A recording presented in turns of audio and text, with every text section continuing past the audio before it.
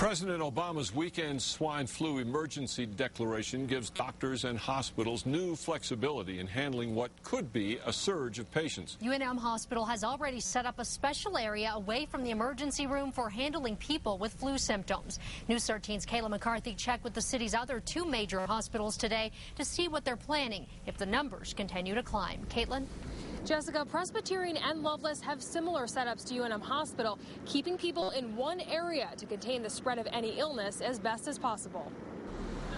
Everywhere you go inside Loveless Medical Center, you're reminded of the flu.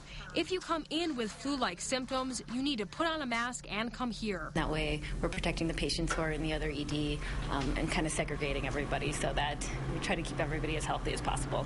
Clearly, it's calm today, but so far this month, Loveless's ER has seen thousands of patients complaining of flu-like symptoms.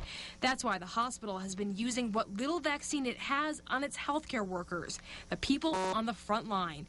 Loveless hopes that'll change soon as the manufacturers start pumping out more vaccine. It should be ramped up in the next few weeks where more pregnant women and other high-risk groups will be getting the vaccine.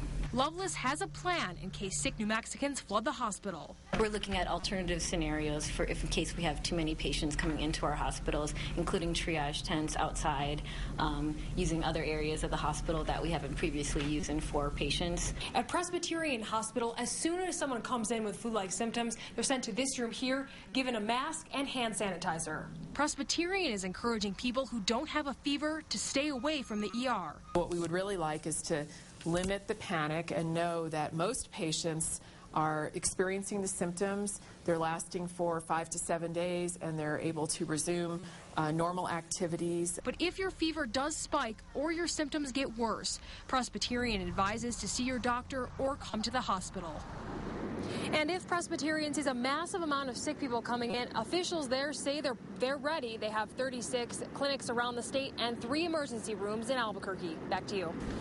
Okay, Caitlin, the national emergency was declared because of the growing number of patients, not because the disease itself is getting more severe or death rates are getting worse. There's still not enough swine flu vaccine to go around, and now the seasonal flu shot supply is getting shorter. Presbyterian Hospital says because of increased flu awareness this year, more people want to be vaccinated. Also, manufacturers are concentrating on making swine flu vaccine and reducing their production of the seasonal flu meds. Presbyterian held a free seasonal flu shot clinic at the North Valley Senior Center today. About 200 people got them.